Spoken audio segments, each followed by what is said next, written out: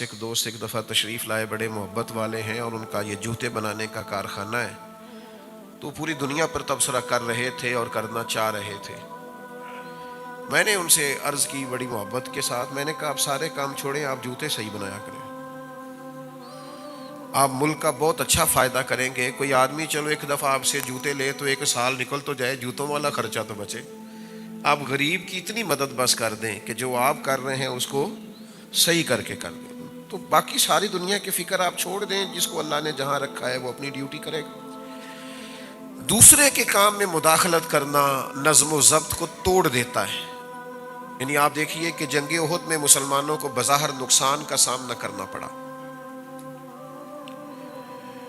اس کی وجہ یہ بنی کہ نبی کریم صلی اللہ تعالی علیہ وسلم نے بعض صحابہ کی ایک درے پر ڈیوٹی لگائی تھی۔ فرمایا جب تک میں نہ کہوں تم نے اس درے کو نہیں چھوڑنا، یہیں کھڑے رہنا۔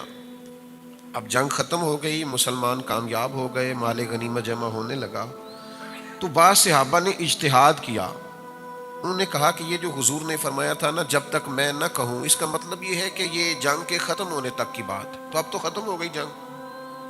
اجتہاد کیا، رائے دی، تو جو ان کی ڈیوٹی تھی وہ ڈیوٹی چھوڑ کر وہ ذرا دوسرے کام پر آئے۔ اس کا نتیجہ یہ نکلا، صرف اپنی ڈیوٹی چھوڑ کے دوسری ڈیوٹی پہ آئے، اور اخلاص والے تھے، مخلص تھے، ایمان کے اعلیٰ درجے پر فائز تھے۔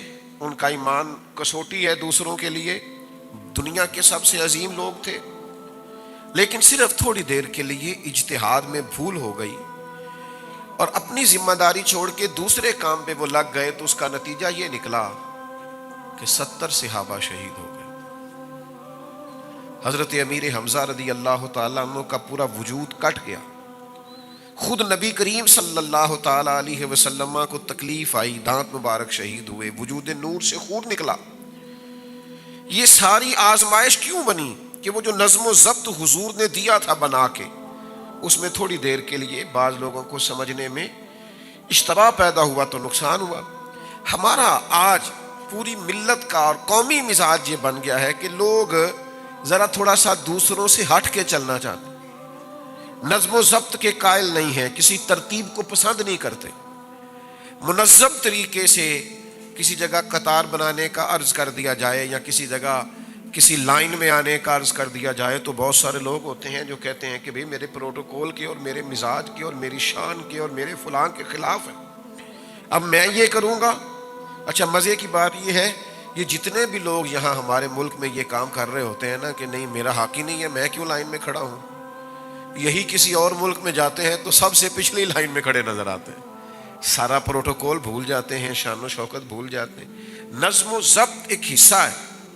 سڑک پر گاڑیاں چل رہی ہیں، ٹریفک کا بہت زیادہ بہاؤ ہے، اب ایک صاحب کیا کرتے ہیں، وہ کہتے ہیں میں نے نکل جانا ہے، ان کو پتہ بھی ہے کہ دوسری سے جس طرح میری سائڈ سے ٹریفک بند ہے تو دوسری سے بھی بند ہے، ان کے علم میں ہے ساری بات۔ اب وہ کیا کریں گے، وہ کہیں گے میں نے نکل جانا ہے، وہ تھوڑا سا گاڑی کو سائڈ پہ کر کے سیدھی کریں گے، جانے والی پہلے بند تھی انہوں نے آنے والی بھی بند کر دی۔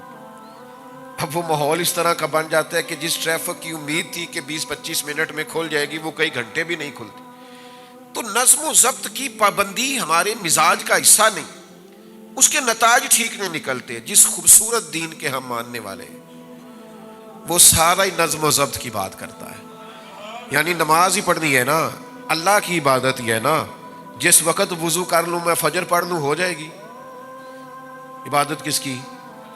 اللہ کو نہ اونگ آتی ہے نہ نیند آتی ہے، اس کا دروازہ کرم کبھی بند نہیں ہوتا۔ بندے کا دل کر رہا ہے کہ رات کے 2 بج گئے، دل کر رہا ہے میں فجر پڑھ لوں ہو جائے گی، کیوں؟ جس رب کی عبادت کرنی ہے وہ تو بیدار ہے، حی اور قیوم ہے، آپ دیں سجدے جا کے، اس کا کوئی ٹائم تو نہیں قبول کرنے کا، لیکن وہ کہتا ہے ان الصلاۃ کانت علی المؤمنین کتابا موقوتا، بے شک ہم نے نماز مومنوں پر مقررہ وقت پہ فرض فرمائی ہے۔ آپ وقت سے صرف 5 منٹ بعد بھی فجر کی نماز پڑھیں گے تو نماز نہیں ہوگی۔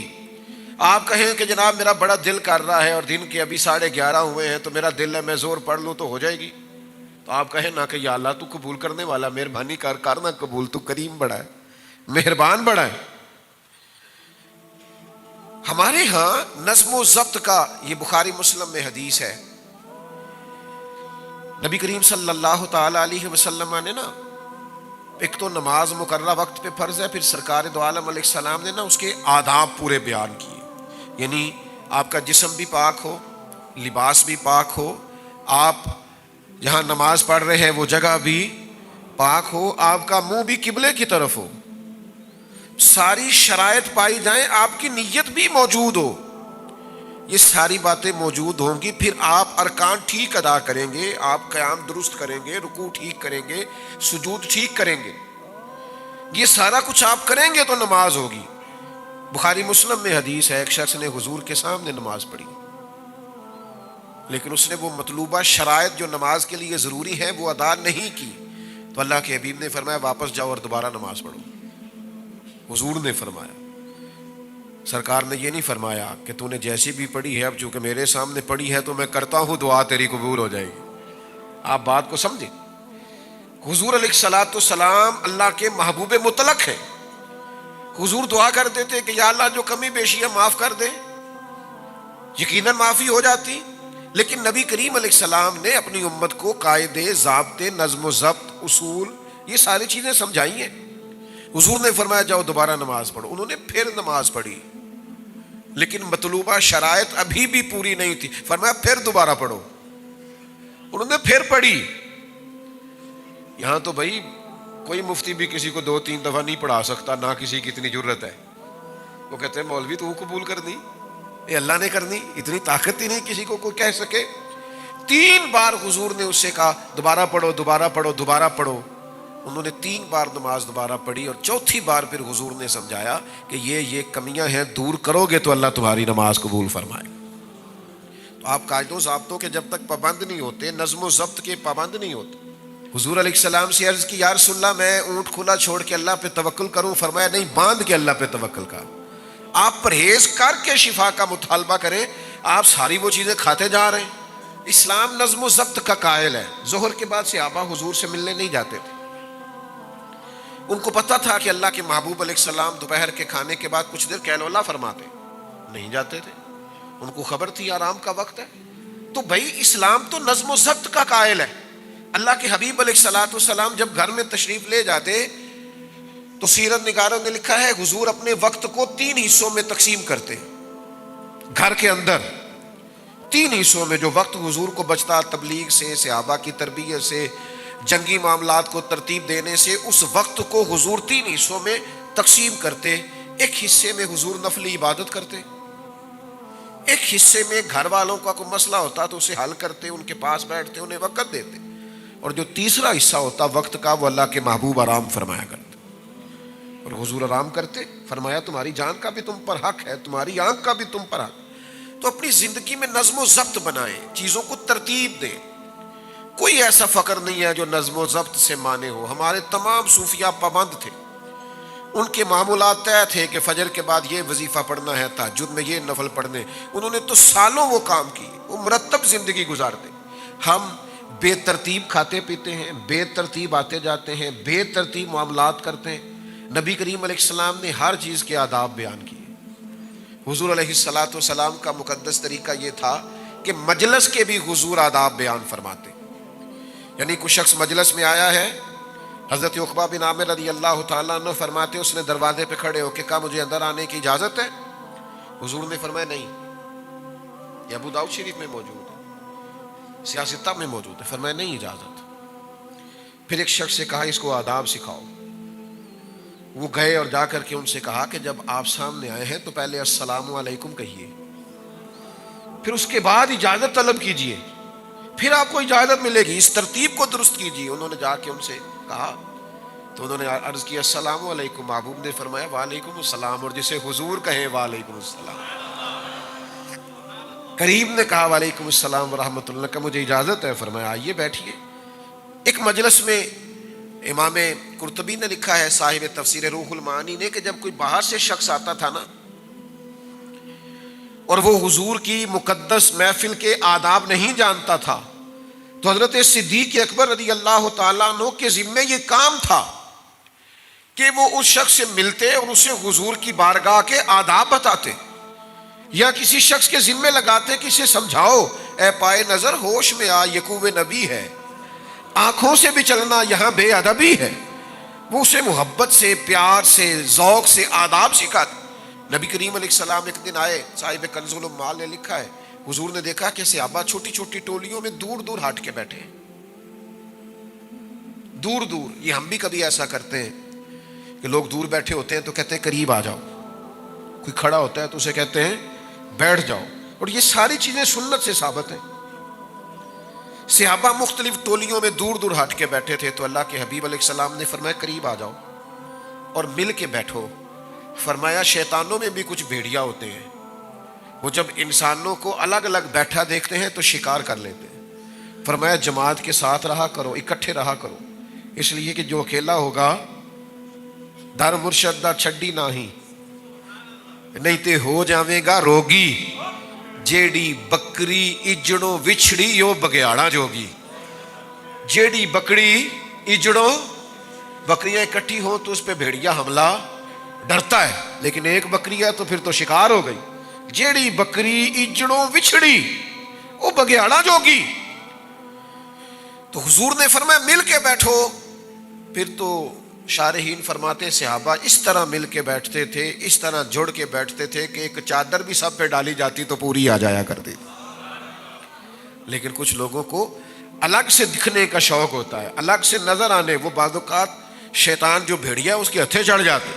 تو نظم و ضبط مجلس کا، محفل کا نظم و ضبط بڑی مشہور روایت ہے نا۔ ایک صحابی کھڑے تھے محفل میں تو حضور نے فرمایا اجلسو، بیٹھ جاؤ، تو پھر جس کے کان میں جہاں آواز گئی وہ بیٹھ گیا۔ حضرت عبداللہ ابن مسعود مسجد نبوی شریف کے دروازے پر ہی بیٹھ گئے۔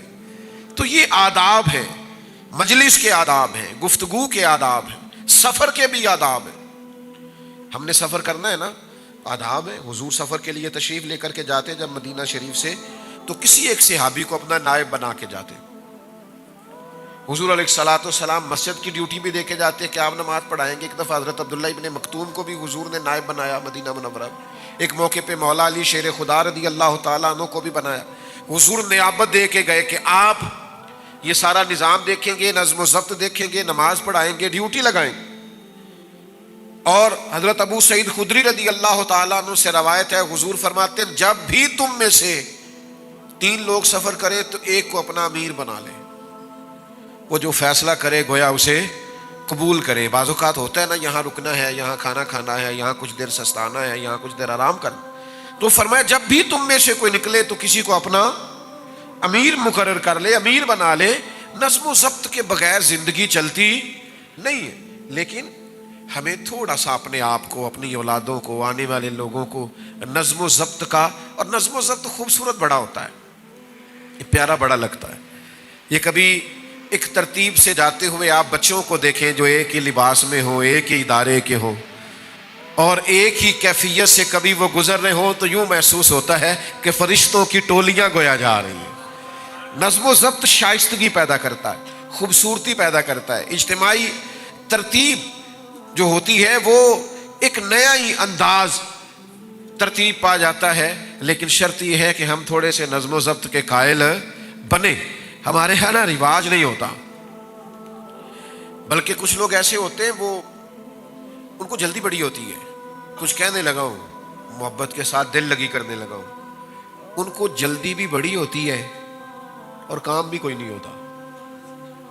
جلدی بھی بڑی ہوتی ہے اور کام بھی، کوئی جلدی بھی بڑی ہے، ملنا بھی فٹافٹ ہے، آنا بھی اگلی لائن میں ہے، 2-4 لوگوں کو پیچھے بھی کرنا ہے، ان سے مل کے آپ پوچھیں جناب خیر ہے، کہنے پر سلام کرنی سی، کام بھی کوئی نہیں اور جلدی بھی بہت زیادہ ہے۔ یعنی ہم مصروف بھی بڑے ہیں اور زندگی میں کام بھی، اس طرح کے لوگوں کا بڑا مسئلہ بن جاتا ہے۔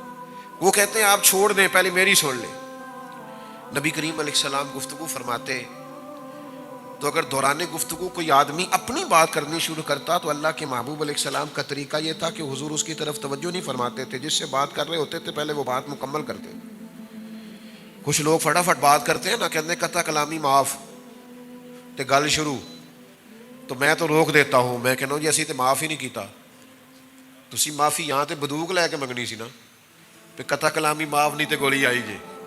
تو آپ نے کہا قطع کلامی تو ہم نے تو معاف کیا ہی نہیں، آپ نے بات شروع بھی کر دی. پہلے پوچھ لیں کہ ہم نے معاف کی ہے قطع کلامی. آپ نے قطع کلامی کا کیا ہے کہ آپ نے فٹافٹ گفتگو شروع کر دی. پوچھ تو لیں کہ ہم نے معافی دی کہ نہیں دی. تو آپ کوئی بات کر رہا ہے اسے مکمل کرنے دیں. نظم و ضبط کا ایک طریقہ ہے، اس کی بات مکمل ہو جائے پھر آپ اپنی بات کر لیں. سلیقہ ہوتا ہے، طریقہ ہوتا ہے. اب تو کچھ ویڈیوز وائرل ہوتی ہیں، کچھ شر پسند لوگ کسی جلسے میں آ گئے، کسی محفل میں آ گئے، کوئی کسی سیاسی جماعت کا ہے، کوئی کسی کا ہے، کوئی نوجوان بیچارے غیر تربیت یافتہ وہ آ جاتے ہیں، اپنا کیمرہ بھی ساتھ لے کے آتے ہیں، کسی عالم سے سوال کرتے ہیں، سوال بھی ایسا تلخ کرتے ہیں اس کا کوئی وجود نہیں ہوتا. اب وہ اس وقت تھوڑی سی تلخی انسانی طبیعت کا حصہ ہوتی ہے، پھر اس کو وائرل کر دیں گے. اب جو لوگ محفل میں موجود نہیں انہیں حقیقت حال کی خبر اس ویڈیو کو دیکھتے ہیں تو ویڈیو کے اندر جو چیز بنائی گئی ہوتی ہے اس سے متاثر ہوتے ہیں. ایک میرے جاننے والے ڈاکٹر صاحب ہیں، بڑے اچھے آدمی ہیں، نمازی ہیں، ایک خانقاہ سے وابستہ ہیں. ان کی ایک ویڈیو وائرل ہو گئی، یہی ہمارے گجرانوالہ کے ایک پرائیویٹ ہاسپٹل میں ہوتے ہیں. میں نے کسی کو نہیں بتایا، مجھے اچھا نہیں لگا، کسی کو وہ ڈانٹ رہے تھے. بندہ بڑا نفیس ہے، مریضوں کی خبر گیری کرنے والا شریف انسان ہے. ویڈیو وائرل ہو گئی، وہ بڑا کسی کو ڈانٹ رہے ہیں اور وہ ویڈیو بنا رہا ہے اور یہ کہہ رہے ہیں کہ میں تینوں لیبڑ لینا ہے. وہ کہتے ہیں اس بندے نے آ کے اتنی تلخ بات کی ہمارے ساتھ، اتنی تلخ بات کہ میں بتا نہیں سکتا. وہ کہتے ہیں دہرائی بھی نہیں جا سکتی. اور تھا وہ بیچارہ کوئی بلیک میلر ٹائپ صحافی. کہتے ہیں وہ اس نے بات کی، ہمیں غصہ آ گیا. اب وہ اشتعال انگیزی والی ویڈیو اس نے بنا لی اور پھر اس نے ہم سے مطالبہ کیا کہ میں ڈیلیٹ کروں گا لیکن 5 لاکھ روپیہ لوں گا. کہتے ہیں ایسی آ کر چڑھا دے، 5 لاکھ کوئی نہیں. اب کسی بندے نے نہیں دیکھا کہ وہاں پورا واقعہ کیا تھا. تو یہ کیا ہے بھلا؟ یہ قوم جب اخلاقی طور پر پوری طرح گر جاتی ہے پھر وہ اس طرح کے مظاہرے کرتی. اخلاقی اقدار والے لوگ یہ کام نہیں کرتے. آپ کو پتہ ہے ہم بھی بعض اوقات ویڈیو سے منع کرتے ہیں. محفل میں گزر رہے ہیں تیزی سے، ایک شخص کو دیکھا ہی نہیں کہ وہ ہاتھ ملانا چاہ رہا تھا، گزر گئے. رش بڑا ہے، سب سے ملا نہیں جا سکتا، 2 جگہ پہ اور بھی پہنچنا ہے. اب وہ ویڈیو بن گئی، پھر اس کے اوپر یوں کر کے دائرہ لگایا، تکبر دیکھو مولوی صاحب کا ہاتھ نہیں ملایا. تب یہ ویڈیو بنانے والے کی غلطی ہے، اسے خبر ہی نہیں کہ 3 جگہوں پہ اور بھی جانا ہے، رکا جا ہی نہیں سکتا. تو یہ ساری پوزیشن ہوتی ہے. تو نظم و ضبط میں جب ہم آئیں گے، ترتیب کو دیکھیں گے، خوبصورتی پیدا ہو جائے گی. اور آپ یقین کریں زندگی میں ایسے بھی خوبصورت لوگ دیکھے ہیں جنہوں نے کہا میں قربانی دیتا ہوں باقیوں کے لیے، آپ سب سے بات کر لیں. دیکھیں نا، سیکھنا ہی ہے نا کسی سے. میری زندگی کا بہت بڑا حصہ سڑکوں پہ گزرا ہے. ایک جملے سے میں نے بڑا ہی سیکھا ہے. وہ ٹرکوں کے پیچھے لکھا ہوتا ہے، ڈالے کے پیچھے لکھا ہوتا ہے، بڑا مزیدار، سیکھنے والا، تربیت والا. کوئی ہارن دے رہا ہے، کوئی تیزی میں ہے تو اس نے لکھا ہوتا ہے تو لنگ جا، وہ تھوڑا بھلا ہو جائے، تو لنگ جا ساڈی، اے جڑی ساڈی خیر ہے بڑی مزیدار ہے. یعنی تو لنگ جا ساڈی، چل بھائی تو لنگ جا، کوئی مسئلہ نہیں، تو جیت جانا تھوڑی دیر کے لیے، ہو جا کامیاب، کوئی مسئلہ نہیں. تو اپنی زندگی میں نظم و ضبط کو، حسن کاری کو، خوبصورتی کو لائیں. اچھا کبھی کبھی سب سے نہیں ملا جا سکتا، ہر آدمی کی بات سننا ہر بندے کی بس کی بات نہیں ہوتی. قاضی ایاز مالکی اندلسی شفا شریف میں لکھتے ہیں نبی کریم علیہ الصلوۃ والسلام نے فرمایا کچھ لوگ ایسے ہیں جو اپنی حاجات مجھ تک نہیں پہنچا سکتے. ویسے تو حضور جانتے ہیں، ہر غلام کا چہرہ حضور جانتے ہیں، لیکن یہ ہماری تربیت کے لیے فرمایا کچھ لوگ اپنی باتیں مجھ تک نہیں پہنچا سکتے. فرمایا جو کسی کی بات مجھ تک پہنچائے گا اس بندے کو قیامت کے دن نہ کوئی خوف ہوگا نہ پریشانی ہوگی. اس نے میرے غلام کا پیغام مجھ تک پہنچا دی. کتنی بڑی سعادت صرف پیغام دینے والے کے لیے کہ سارے نہیں پہنچ سکے، لیکن جو وسیلہ ہے، جو ذریعہ، جس کے ذریعے پیغامات پہنچ سکتے ہیں، اس کو اللہ کے حبیب علیہ السلام نے کتنا پسند کیا. جنگ ایمرجنسی کا موقع ہوتا ہے، جنگ خوف کا موقع ہوتا ہے، اضطرابی حالت ہوتی ہے، جنگی ماحول کہتے ہیں ہم حالت جنگ میں ہیں، سخت موقع ہوتا ہے. لیکن قربان جائیں عرب کے لوگ بڑی بے ڈھنگی سی جنگ کرتے تھے. نبی کریم علیہ السلام نے جنگ کے بھی طریقے بتائے، صف بندی کر کے بتائی. حضور نے بتایا کیسے جنگ لڑنی ہے. نبی پاک علیہ السلام نے فرمایا یہ نہ کرنا دشمن بڑا دور ہو تو تم تیر چلا دو. فرمایا اسے قریب آ لینے دینا، پھر نشانہ باندھنا، تیر ضائع نہیں کرنا.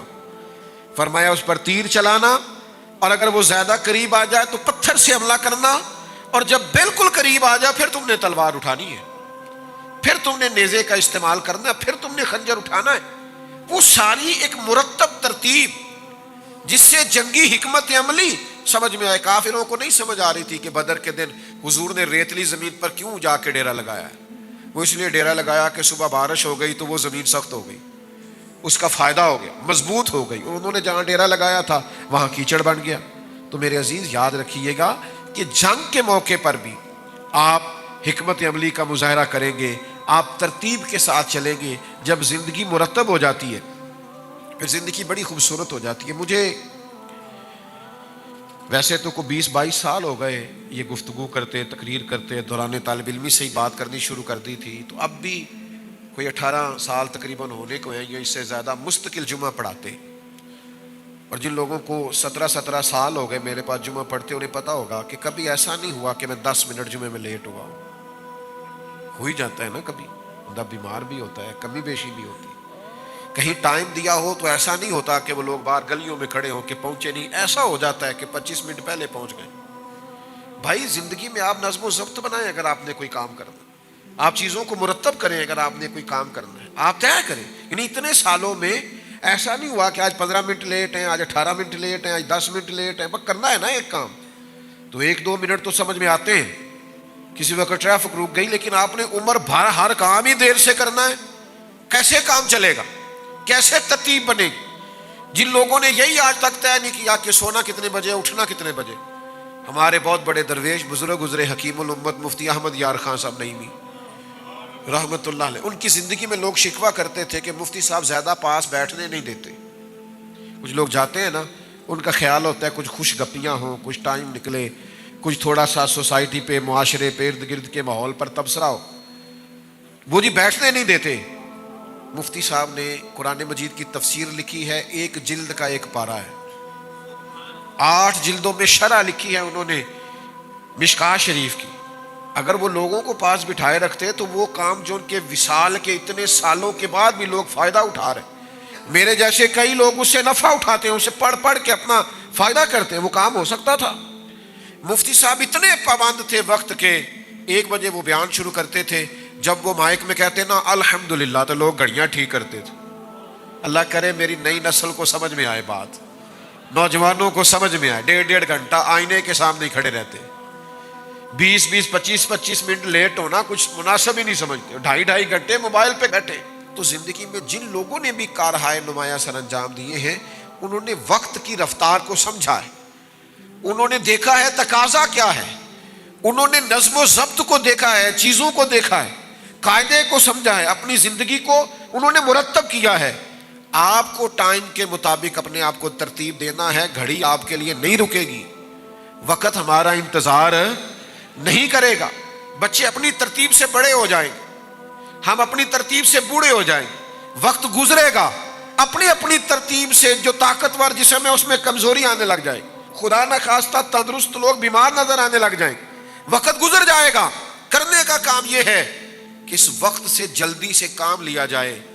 ابو داؤد شریف میں حدیث ہے، نبی کریم علیہ السلام نے فرمایا جب صبح سورج طلوع ہوتا ہے تو دن اعلان کرتا ہے میں آج آیا ہوں، آج کے بعد نہیں آؤں گا۔ آج جو 27 مارچ 2026 کا جمعہ آج ہے، یہ 27 مارچ قیامت تک دوبارہ یہ گزر گئی، 26 کی 27 مارچ۔ دن کہتا ہے میں آج آیا ہوں، آج کے بعد دوبارہ نہیں آؤں گا۔ کچھ کرنا ہے تو کر لو، نظم و ضبط میں آؤ، ترتیب دو چیزوں کو۔ حضرت عبداللہ ابن عمر رضی اللہ تعالیٰ عنہ گزر رہے تھے، اپنے 2-3 شاگردوں کے ساتھ گھوڑے پہ سوار تھے، تو ایک قبر رستے میں بنی ہوئی دیکھی، ویران رستے میں قبر بنی ہوئی۔ تو تھوڑا آگے جا کے حضرت عبداللہ ابن عمر قبر سے اتر گئے، وضو فرمایا، 2 رکعت نماز پڑھی، پھر گھوڑے پہ بیٹھ گئے۔ تو خادم کہنے لگے حضور سمجھ نہیں آئی آپ کا یہاں رکنا، نماز پڑھنا۔ آپ فرمانے لگے ہمیں کوئی زیادہ جلدی نہیں تھی، اتنا ضروری کام نہیں تھا، مجھے قبر نظر آئی تو میرے دل میں خیال آیا کہ قبر والا تو ترس رہا ہوگا نا کہ 2 رکعتوں کا ٹائم ہی مل جائے، تو مجھے تو ملا ہوا ہے، تو میں نے کہا وقت ضائع نہ کروں، میں 2 رکعت نماز پڑھ لوں۔ وہ ایک بزرگ تھے نا، تو اپنے ساتھ کسی نوجوان کو دیکھا، کسی میت کو دفن کر رہے ہیں، تو کہنے لگے بیٹا تمہارا کیا خیال ہے اس بندے کو اگر ٹائم ملے تو یہ کیا کرے گا، فوت ہو گیا ہے، اب اگر اسے ٹائم ملے تو یہ کیا کرے گا؟ تو نوجوان عرض کرنے لگا حضور یہ 1 منٹ بھی ضائع نہیں کرے گا، یہ نفل پڑھے گا، عبادت کرے گا، غریبوں کی مدد کرے گا، ماں باپ کی خدمت کرے گا، ذمہ داریاں پوری ادا کرے گا، یہ تو پلٹ کے بھی دنیا کی طرف نہیں دیکھے گا، مر جانا ہے۔ تو بزرگ اس بچے کو تھپکی دے کے کہنے لگے پتر اسے تو اب دوبارہ ٹائم نہیں مل سکتا پر تجھے ملا ہوا ہے، تو گویا مہربانی کر 2-2 3-3 گھنٹے موبائل پہ ضائع نہ کر، اس چوک میں کھڑا اس چوک میں کھڑا، اپنے وقت کو بچائیں، اپنے وقت کو نظم و ضبط کا حصہ بنائیں۔ بہت سارے لوگ تھے تھوڑے وقت میں بڑا کام کر گئے، کیوں؟ کہ انہوں نے وقت کی رفتار کو سمجھا، زمانے کے شب و روز کو سمجھا۔